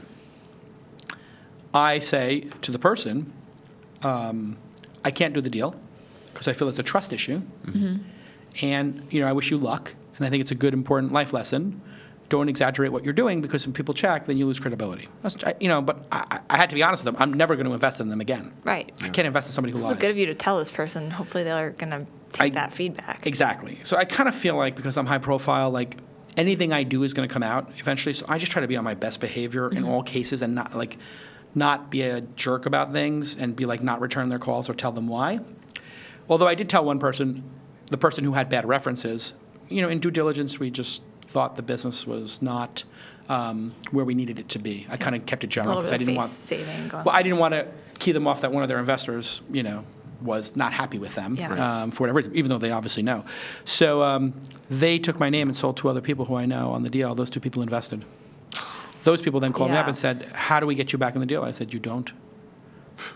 And then their investors, they said to me, we got 2 other investors because we told them you're committed. I said, I told you I was committed pending due diligence. Did you tell them pending due diligence or not? And did you know you lied? This isn't my problem. I think a really important thing founders can do to fix this is just ask, can we use your name? And then when you say no, you have the answer. Just ask the I tell people to investor. use my name when I've signed the documents and the money's in there, but When not it's done. before, when it's done, right? And you could say I'm talking to Jason, but it's also like this crazy piece of advice that I think they give a lot of young founders that you guys have had, which is when the angel says no, ask them for 3 other angels who might be interested when they pass. If a high profile, That's not good advice, I don't think. I mean, you've I gotten think this advice, yeah? introductions from people who said no to you are bad introductions. I don't know why you would. That's not good Exactly, advice. you wouldn't want those people talking to other investors. Right? Exactly, because then it'd be like, well, why did you pass? Yeah, exactly. And, which is a smart question. It'd be like On the other that's the side- exact opposite. Please don't talk to anyone else. Well, here's what happens. So somebody just sent me something, and I said, oh, you're investing? Yeah. Like Homebrew just sent me something. I said, oh, you're investing? They said, no, it's outside of our Focus. our wheelhouse. focus areas. And I was like, thanks for sending it. I'm going to definitely take a look at it. But I think the focus area for both of us is making money and getting a huge return. And if this was going to make huge money and get a return, you would invest anyway. Yeah. Like if it's out of your focus area, right? It's kind of got to be careful. Like, It depends on the investor, I think. Some are very focused and some are not so much. at If it's all. really clear and you can say, here are my focus areas, and they're written down somewhere, that's great. But the only one would be a conflict. Yeah. Like I'm in Uber, I can't do Lyft. I'm in Lyft, I can't do this. Whatever. That would be the only reason I can think of. But I'm guessing you probably wouldn't be trying to help the that company get investors, because that's actually a conflict for you. Yeah, to help boy, them that's at a good all. observation, too. Like, you can't help Lyft get investors when you're invested in Uber. You want Lyft to not be able to ever raise again. Exactly. You want them to be I'm sure Travis will be thrilled with me as I line up the investors for Lyft and other services to compete with him. It's like, again, no. Basically, I think that the deal with conflicts that I can see is just if you've got a conflict, you literally should not be interacting with the other conflicting party at all, which is tough. But It's tough when companies pivot too, especially. Oh, yeah. That's many the issue VCs I have have come to now the is like the local space. Mm-hmm. I invested in StyleSeat, Signpost, Thumbtack, My Time, and now it's like, okay, I got. And if they all live long enough, which they have, which they're they going to have, and discover they're all things. doing great. And now it's like I literally had 2 of those companies start bumping into each other, and now I've got like 5 other companies that want me to invest, and I'm like, Thumbtack's a unicorn now. Like I don't know if you're tracking Thumbtack and they're a Mattermark, unicorn. but it's a unicorn right now. great.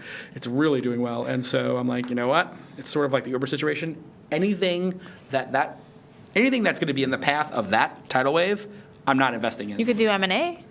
You could help For with sure. M&A. That's probably a great way to get M&A. But what's ideas. interesting is like I think the VCs now are not investing early because if they make a bet early, let's say they do an angel investment in Mattermark or in Product Hunt, and then I said the opposite. Let's say they invest in like the poor man's version of Mattermark or Product Hunt, and then they meet you on your A or B. Yeah, it sucks for them. They're like, oh, I put $250 into, or I put $50,000 into this, wannabe Product Hunt, but I got to be loyal to the founder, and now I can't pretty invest in the funny, winner right? Product Hunt, right? So that like people are always wondering when Ryan and I are going to combine our companies. Well, like we this, have an announcement to make. Yes. So is that really happening now? Is that happening now? No, that would be a No. terrible idea. But so this is funny that you say this because early on, I think our companies looked like we were going down very similar paths. And it's like you can't figure it out early. And now, obviously, like it's pretty clear, I think, what Ryan is doing with the broader like product community in the world. And obviously, we're like this nerdy investor You're the tool. company like S&P, like Yeah. all the index of all the companies in all the world. But you can imagine You're a the moment. products those companies make. And you can imagine a world where like we look really similar. You when can we were imagine a baby world where, companies. Product Hunt moves into like investing in tracking and data. Or where like people start Not reviewing the companies, I don't Yeah. think. No, Yeah. I think what you should do is you should both do an SEO trade where you put info boxes about the Product Hunt products so if they tag your URL as a company, like link to products. you automatically retag theirs. So if a URL from Product Hunt says more about, Jawbone, the company, it links to your Jawbone page, but your Jawbone page has products from Jawbone and it says Product Hunt's version. But you use the right anchor text so that you move up for, whatever the mini Jambox is, and you move up for Jawbone Corporation, right? That would be slick. That would be the way I would do it. I took a note. Because right now you have like what I'm sure you're very busy. really what TechCrunch did with Crunchbase was so brilliant because they're like, oh, we don't have to build this data. It's going to be crowdsourced. We own it. We're going to flip the, Creative Commons license. But every story we do, we're going to put the info box there to create SEO juice, and we get 2 of the top 10 links every time. Yeah. You guys have to fight against that and get 2 of the top 10 links, every time. So you have to create a united SEO front against Crunchbase and TechCrunch. So what you need to do is get one news organization or against involved. Amazon or whatever, whoever else. Yeah, or has Amazon or high-end whatever it products. is. I don't know. Yeah. No, those guys will be Amazon's going to be a great ally to your company because you're going to make so much money when you have the click to buy, which is, I think, how the Wirecutter makes so much money. I love the Wirecutter. Wirecutter is amazing. That's the business I really want to invest in. My God. I mean, talk about like you just go there and you just buy whatever they tell you. Yeah. I mean, Jeff They built up Bezos. so much trust over the years. Yep. With people. They're backed by like what, Intel Capital and a few I don't know if they've others? raised any money They've or raised not. money. Yeah, Wirecutter. I think Brian's like kept it very small.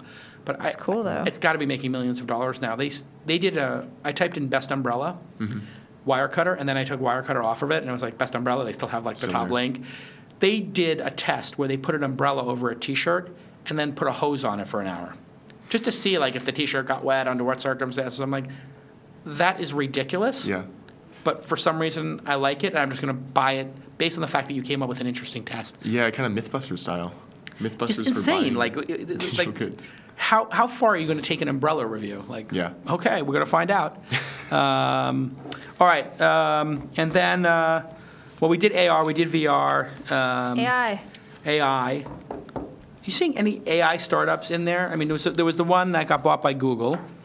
that Elon was an investor in and on the board of. So it's really hard to figure out, like, what is an AI startup? Yeah, there was only one that something minds. Look it up, Jackie, if you can. Well, it depends on what your definition of AI is, too, right? Like, is it a actual autonomous intelligence, or are you using AI inside your company? Yeah. And I think there are lots of companies using pieces of AI. Yeah, no, not Magic Leap. Magic Leap is not But AI. Clara comes to mind, which you use, I know.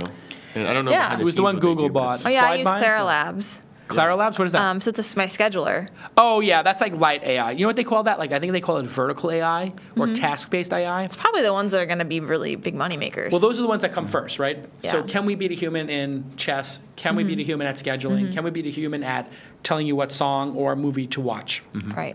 That's already done. Or I think being it's done not. now. Like, I think the thing is that there's all these other things like that still need to be done. Like, there's Well, probably just a big list. wait. Well, I think what's Ways, interesting right? is Yeah. there are more and more APIs that those things can plug into to get more information, and so I think they'll be more efficient over time.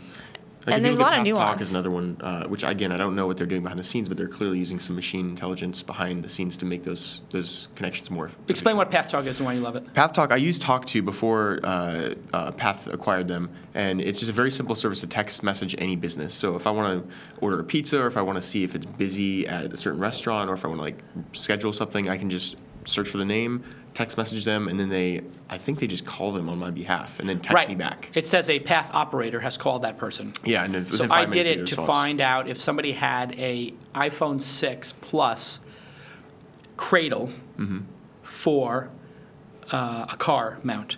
And so I had them call the Apple Store and Radio Shack, and Apple Store had it. Aren't they just paying people like And about- $5 at a time to do this? Humans. That's are exactly what they're doing, doing. right? It's like a Mahalo kind of like mechanical Turk. But it's not AI. Yeah, well, No, but I think they're going to route it to AI eventually. Yeah, Oh, or okay. maybe there's some Human questions to like AI. how late are you open? Those kind of questions are things that they don't need to call the actual business. They could probably have some sort of system to find that information out. Yeah. That's Yeah. my assumption. I think what they'll do is every time they wind up calling a business, they let the business know, if you go to pathtalk.com, Yeah. you can sign up and answer these directly through SMS. Boom. Yep. Yeah. I think AI is not what we think it is, though. Like, the way we talk about it, it's not necessarily. So you would miss AI companies, I think, if you had a really narrow description of AI What about companies. cannabis companies? Have you started to see them in the database? Yes. Okay, They're has- awesome. There could- more Are and more any- coming out, There's yeah. like delivery ones. Are VCs or angels of note investing in them? So there's all these rules. I mean, you may be able to speak to this, but Yeah. some LPs are very against investing in these kinds of businesses. I mean, there's also There's people who are morality against clauses, yeah. investing in alcohol or tobacco or other things that are considered Adult vices. entertainment, gambling. So I don't think there's been a really high-profile one yet. Yeah. But there's certainly VCs out there who I know don't have those constraints. So there's just a matter of. So Meadow is one. Finding. They announced that they're in YC, this current batch of YC, I think last week, and they won an award at the Crunchies. Actually, What does Meadow do? Meadow? They do a couple different things. Basically, it's Uber for weed. So if you need weed and medical marijuana, you can just order it with their mobile Just app say or online. THC or cannabis. That's how they Yes, like cannabis. to refer to it. Yeah. I know I had cannabis entrepreneurs on the program, and they were like, we call it the cannabis thing because it just takes out the thing. But I was like, Yeah. I want to invest in a content /review/ some kind of service that doesn't actually transact, so it's safe for now, but that in the future could have enough scale that maybe you'd be able to add transactions to it or partner with somebody to do transactions. There's definitely an opportunity for like a Dr. Oz of medical marijuana, right? A Yeah. huge media play for that. It seems like the big thing, just to go back to what you said earlier about not wanting to get in on the wrong thing too early, it's like someone's going to build the McDonald's or the Coca-Cola of Starbucks, marijuana, yeah. and you want to make sure that you get the right one. So I think there's a lot of people kind of just waiting and seeing what happens these next couple Yeah. of years. Starbucks of marijuana. Yeah. Will be at the THC of marijuana. I mean, we already basically we're living in the future. We have this in San Francisco. It's just they're not tech startups, right? We just have this very lax government. Yeah. Did you see this? Was it? I don't know who did the piece. It might have been Newsweek or something. Not the Newsweek crazy cover. You saw the crazy cover of Newsweek? Oh, with the women? pointer of her up her skirt or whatever. Yeah. What did you think of that? I was so offended. I hated was it. offended, I too. immediately hated it, and then I was like, I don't even know why I'm so angry. I just hate this because I thought we were getting past this. I also couldn't believe it was on the cover of Newsweek because I actually really view Newsweek as one of the last great publications. You think it'd be serious? Yeah. So I was just, It just I felt like a liked little bit Alexia's too- post. I felt she Yeah. totally nailed it. It's a little too gratuitous. Like if we're trying to get past this, and now like other women have to look at this and see it, like young girls have to see it. It's like, well, if that's the problem that we're closing the door on, and you're giving that the whole big cover, I mean, I was a little bit torn because I do like artistic covers. I like provocative stuff. It was provocative. And so it was provocative, but I just thought like anybody who sees that or a large percentage of people who see it are going to be so offended they're not going to just read the story. There was a great remake of it with like Kim Kardashian, with her, which I thought was much better. You know, if which that is had like been it, fashion magazine like Paper, which actually was the first first magazine I ever wrote for. Like Paper is like it's a fashion magazine. They do artistic stuff. Nudes are fine. Nudes are artistic. It's like that's the context of it. Right. You can't do that in business where you're like, let's. And just distracted from the article too. Although these are also becoming quite formulaic in my opinion. The way that they get this topic gets covered. Yeah. It's always got to have the specific story. It's kind of like, and then you leave it and you're like, okay, we checked a bunch of boxes in terms of like you feel like you fully cover the issue from a journalistic perspective, but there's nothing constructive. You don't really come away with any like sense of what could we do differently or better here. Yeah. Because no one knows or because they don't want to have an opinion. It's too like hot button topic. I think it's very well said because like I can give you a list of things to do right now. Go ahead, top 3. I mean, hire women. There you go. Treat women really well. Make it okay to have a family at your company, whether it's for men or for women. Yeah. And then like root out biases that you're probably not even aware you have by becoming more socially just like cognizant of what's going on in your office, which is hard. It's probably the hard one. Yeah. I mean, someone approved that cover. Someone just thought that cover was okay. So clearly there wasn't anyone else in the room. No. I think there was 5 or 6 people in the room. So they knew that they... And I think what it is it's a combination of like, I think it's a lot of desperation on the part of the magazine to be relevant in a world where they're up against BuzzFeed and Business Insider. And so, like, we have to be relevant. I mean, we're talking about it now, so they won, right? They did win in a way. I mean, Newsweek also published a Satoshi article, right? What was that, 6 months ago? Where they're like, this is definitely the guy. Yeah, it was stretching. I mean, clearly they didn't have the facts. So are they having their New York Times moment?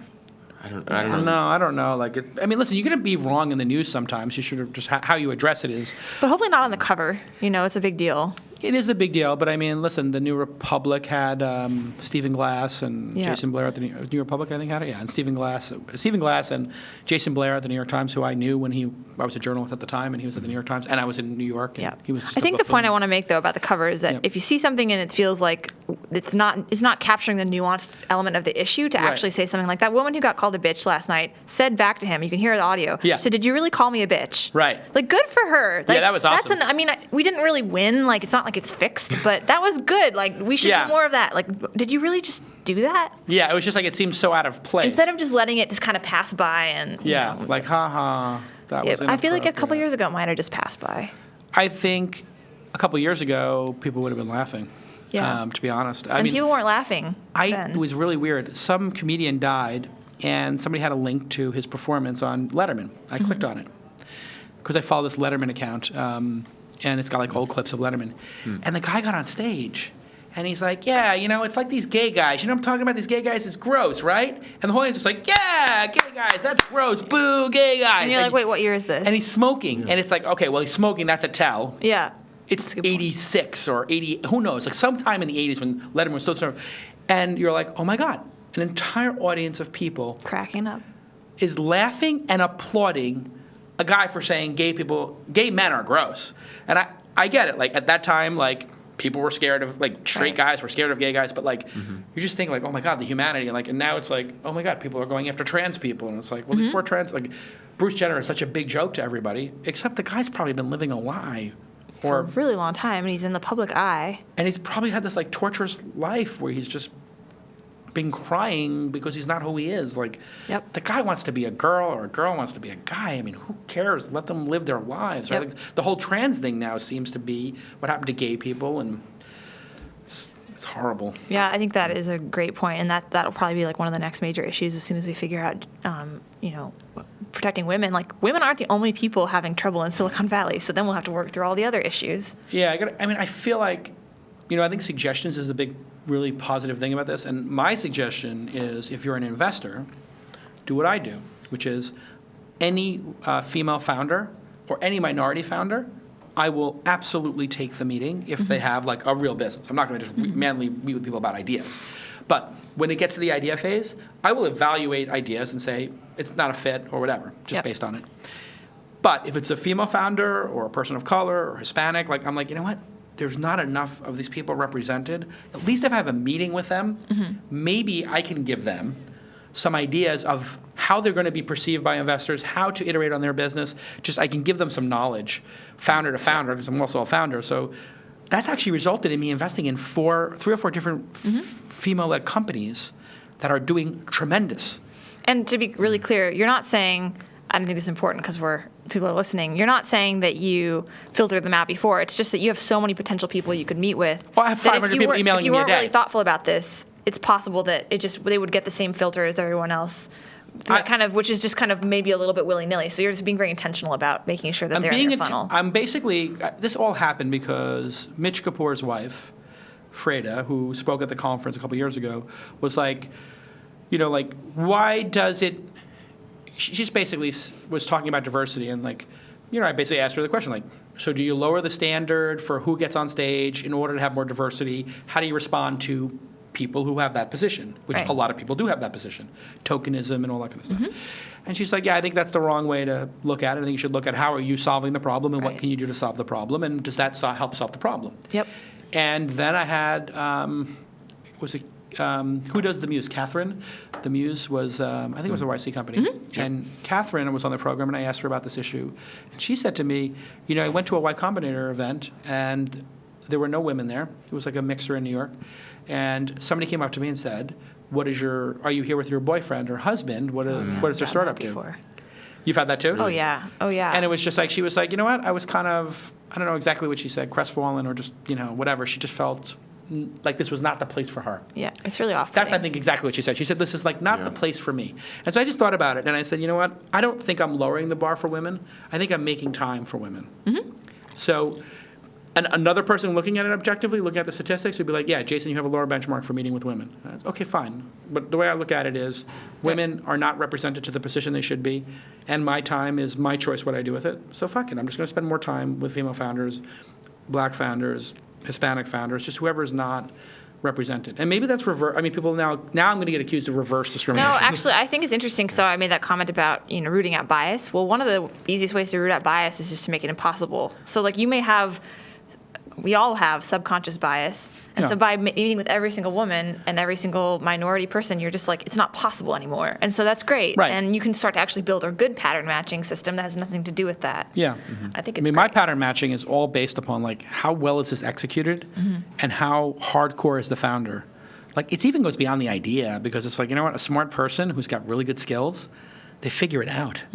So that's what I've learned. And you know what? I'm going to get rewarded because one of my companies, I won't say which, but female founders, I invested at a $3 or $4 million valuation, and they had 5,000 recurring revenue, and they came to me after 6 months after I invested in them, they've got $100,000 in monthly revenue. It's wonderful. And I'm like, this company is now worth $20 million. You just made my investment go 7x. That's so awesome. Let's go do our A round. And I'm talking to Bill Gurley, Roloff Botha, Chamath, the top VCs, and I'm like, I got my next unicorn, and I'm going to bring them in. And they're like, oh, who is it? I'm like, you'll find out when we arrive. I'm going to surprise you. I'm not even letting them. That's the other thing I'm doing now.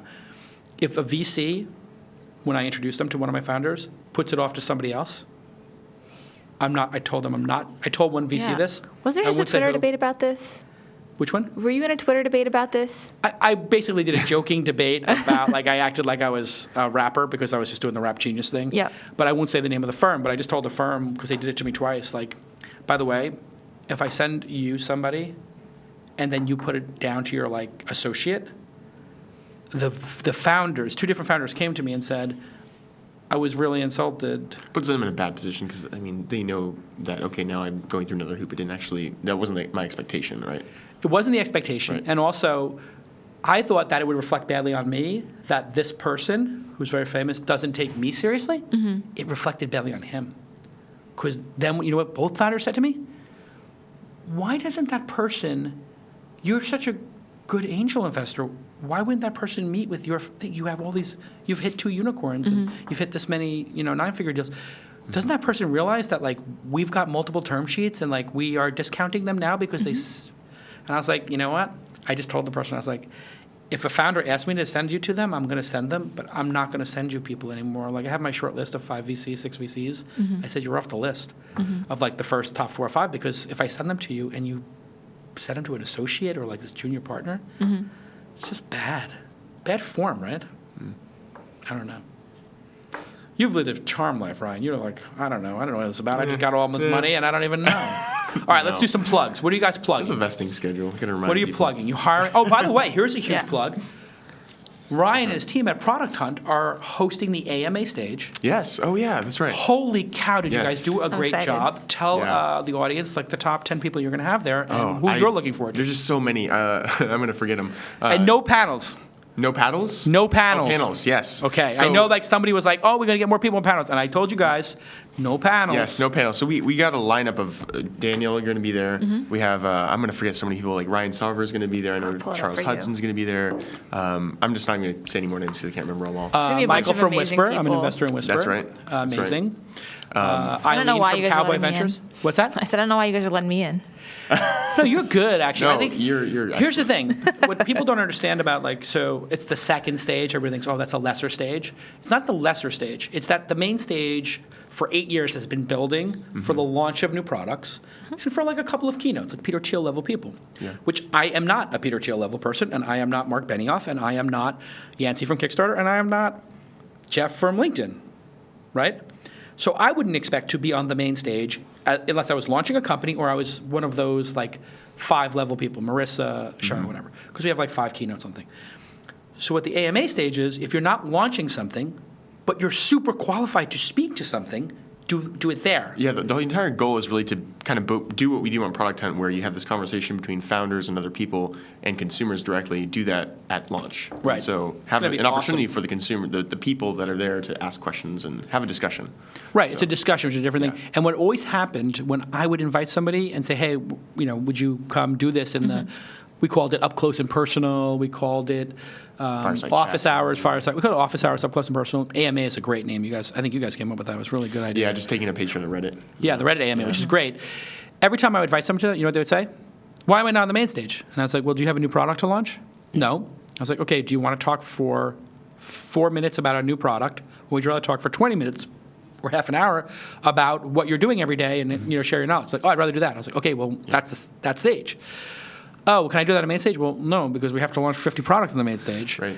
So I was always insulting people. Now people don't feel insulted anymore. Yeah. They feel so good. They don't have to prepare anything. I mean, it's And honestly that's the other supposed to key be transparent, honest conversation as best they can do. It's gonna be amazing. And it's going to be casual but fun and hopefully. We have 9,000 people coming. educational. We're going to close the registration at 10,000. So we were originally going to have 50 people in that room, but I think we have to have like 150 or 200 because I think you're going to compete very well. Oh, we with the haven't main even stage. really promoted it much on our end. No, I've I been mean, like we're trying just- not to promote it too much because Yeah. we're going to be so filled and overfilled.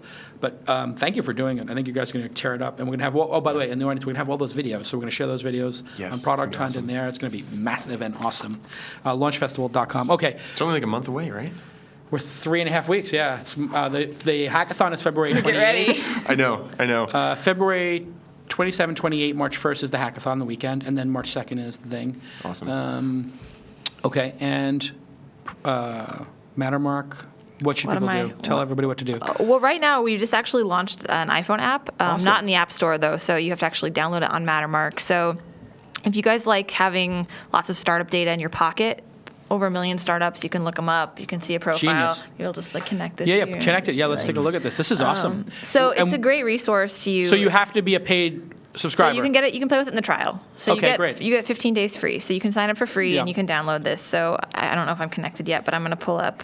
Yeah, don't we were try. talking about Wirecutter, so I'm just going to pull up Wirecutter. There we go. Boom. Just You're kidding. up. Wirecutter doesn't have much. Let's pull up Ship.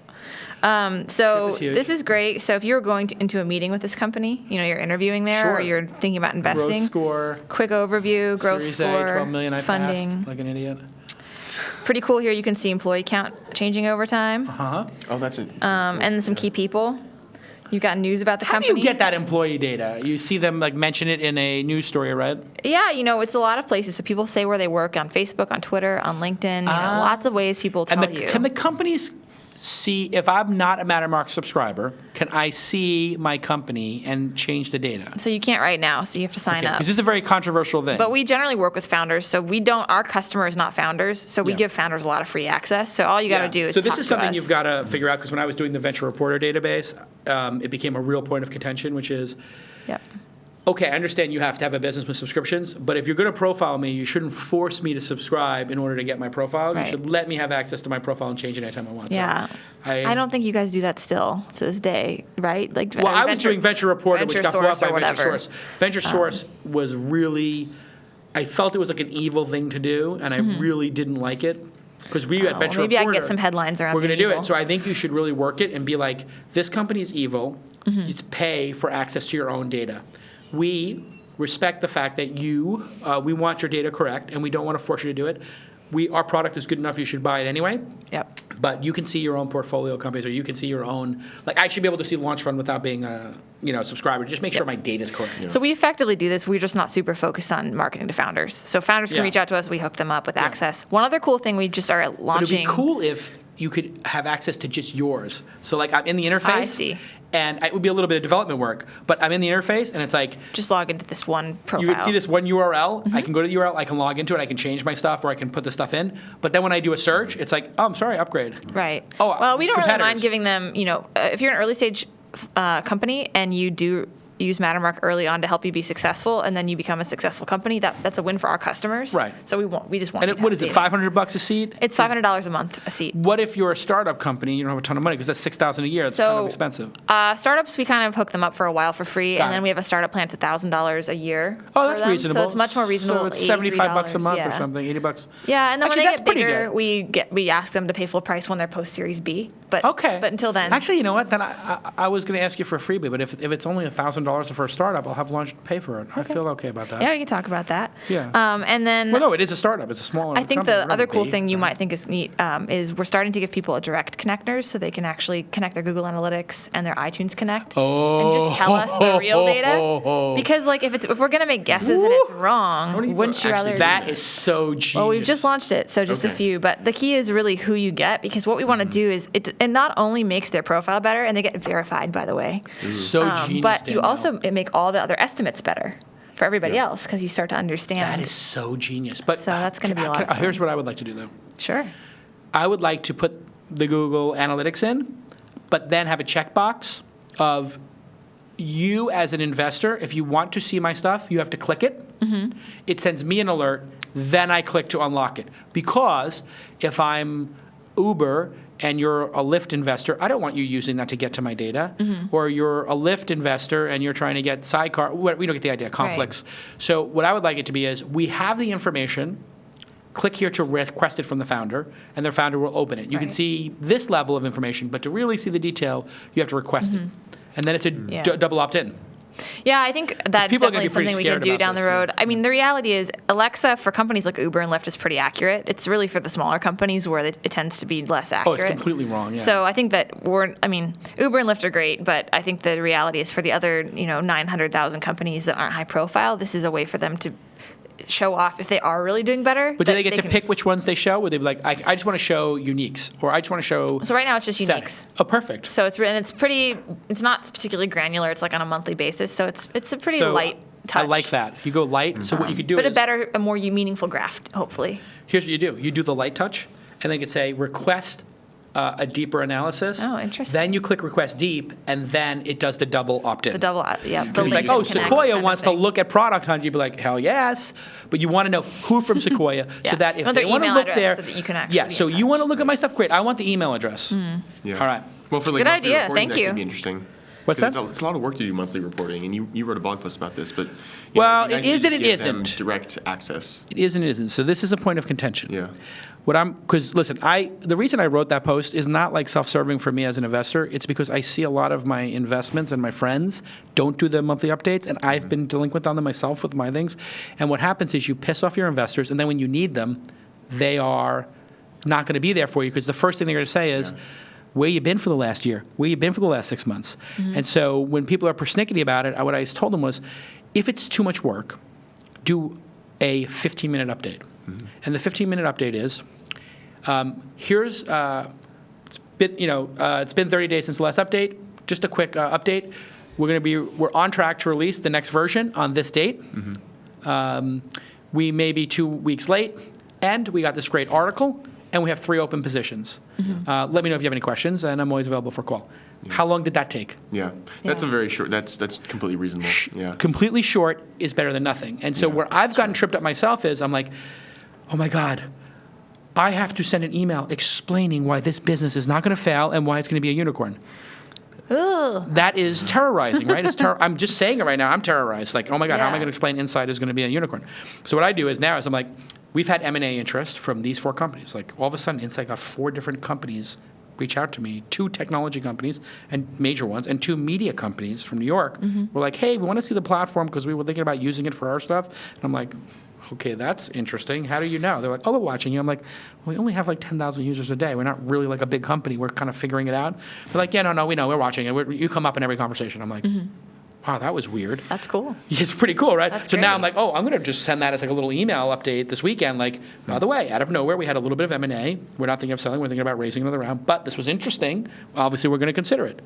That's going to be the entirety of the message. And I hope everybody's doing well. And here's a couple of like really cool features you can take a look at. Boom. We do something a little bit differently with Brad. So I just had our first board meeting last week. Oh, how was that? It was great. So I got to go to Boulder. I mean, this is like the Boulder's best perk amazing. ever is now I get to go to Boulder every And smoke month or weed two. with Brad. It's great. Yeah, I didn't get to do that this time. But Brad, if you're listening, let's make sure that happens next time. We'll take He's a like, long have walk. a brownie. By the way, I'm not saying that Brad smokes weed. What I am saying is when There I went to are visit a lot of dispensaries, let me tell you. when I went there, though, there was a bong that was 5 feet tall in the there was a 5 foot tall glass bong in the lobby Oh, really? of his firm, but somebody had just bought it. It wasn't like it's a standard That's awesome. thing. It had never been used, but it was literally sitting on the reception table. Well, that's probably going to be where we're going to find all the marijuana startups. But anyway, Yeah. so 2 things we're doing that are kind of new is this idea of continuous updates. So I have Brad in Slack with the whole company.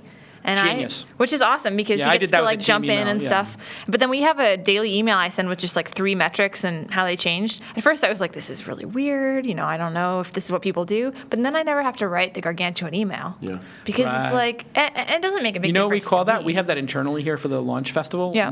We have every day, Nathan, who's our VP of Ops, sends what's called the heartbeat. And the heartbeat is, this is how many are registered, this is sponsorship, this is sales, this is how many days to go. Yep. Oh, I And love it's that. every day for the last 45 days up until the event, and then every week a detailed report, which is the heartbeat of This Week in Startups, Launch Ticker, the festival, and everything. And it's a big, long one. But it just gives you that moment of like, boom. Yeah. But the problem is people will never log in. Yeah. So you have to do something lightweight, like email. And so the problem with continuous metrics is that can be passive aggressive. It's like, well, I added you to Google Analytics, and it's like, well, I don't understand your business. I'm Yeah, just so an I think that's investor. why email is really valuable. You make a great There's a point. level of interpretation that goes on. And so it's like, oh, well, I'm just going to send you a weekly report. It's like, you know what? I need the interpretation. Yeah, I mean, you might have something that's spiked it up or down, and only you You know want to that because you're annotate that close. what's going Exactly. on. Yeah. How So that's been working well. How much traffic does Product Hunt send to the number one product every day? 100 people, 1,000 Number people? one each day. Within a 24-hour period, it right now is around, let's say, 12 to like 20,000 directly from Product Hunt. Wow, so more than Hacker News. Or similar. I don't know what Hacker News is. It's hard to say. Hacker News. I still have, has like- Depends on large what it audience. is. I've been Yeah. getting Yeah. Hacker News again, so I had like maybe 300 people on one of my pieces. Yeah. I don't know how does the Y Combinator... What are you thinking of 300 simultaneous? Simultaneous, Don't so- you love that real-time view? Oh yeah. I have Chartbeat. I was the first investor in so Chartbeat. great. Yeah. Google Analytics has it, but get Chartbeat. It's so much better. But I don't know how I'm viewed in the Y Combinator community. Am I like on the blacklist or did people? I don't think there's a blacklist. I mean, I think that They said They there have was a gray blacklist. list. They have a blacklist and a gray list, I believe, in terms Yeah. of domains and websites. No, not Hacker News, but just in the Y Combinator community. Like, because I've always been like kind of honest about the valuations or something like that on the show. Like, oh, the valuations are crazy for these things, but because they said that like if an investor is hard to work with, they like kind of say it on the list or they have discussions. I don't think I've looked at you on the. Yeah, I don't that, think I so don't know. Check on that, or what do you think my reputation is? we're not allowed to tell you. What my reputation is? I'm curious as to what my score is, like from a. It's kind of like the Uber score. You're That's what I'm supposed saying. to Is know. I think it's Yeah. very like now. You're I'm a not little supposed to know your score. I'm just a little self-conscious now. If like, Everyone scored. Don't worry. I mean, In I don't know. many I don't invest places. in any of these Yeah. things because they're all the valuations are crazy now. The valuations were nuts coming out of this last. Are you seeing that as a trend? Valuations? Valuations for YC companies. They YC. still I would get say a 2x the premium? amount of unsophisticated money going into investing in startups is crazy, and the valuations are a result of that. It's not the Right. startup founders making. I don't know. I don't think it's their fault. Yeah. I don't blame but there's them. so much money going into seed stage I funding know. right It's now. just like it causes a problem. And then you know what happens is I think you get bad investors.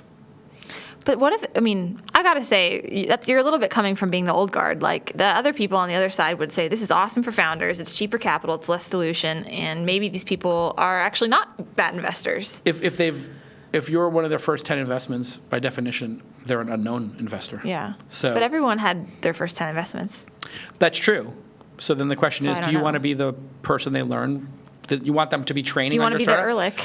Do you, yeah. I mean, or do you want to have like Saka or somebody who's been at it for X Yeah. number of years? But or, there was a time when people didn't know who Saka was, and I know. they got very lucky to have him early. Well, the other thing is Saka was always hardworking, so like Travis and Evan all knew him because he was hanging out with them. So, I think Young you Guns VC. Young Guns VC's roundtable with you would be really Well, cool. There's a couple yeah. fun ones. I think there are. Who do you like? Like, you should get Kanye from Collaborative Fund. He's fun. And Kanye. almost Kanye. Kanye. Who else is great? How about Kent Goldman, who was at first round, has now started his own fund. Oh, he did? Yeah. Yeah, Okay. there's just some like neat people. Yeah. It'd be fun for you to. I like the idea that there's like To 20-something-year-old angels and VCs. I mean, there's not Yeah. that many of them. But We're all getting older. Am I going to be able to be on the show once I'm 30? No. I'm turning 30 in April, so let's have one last go.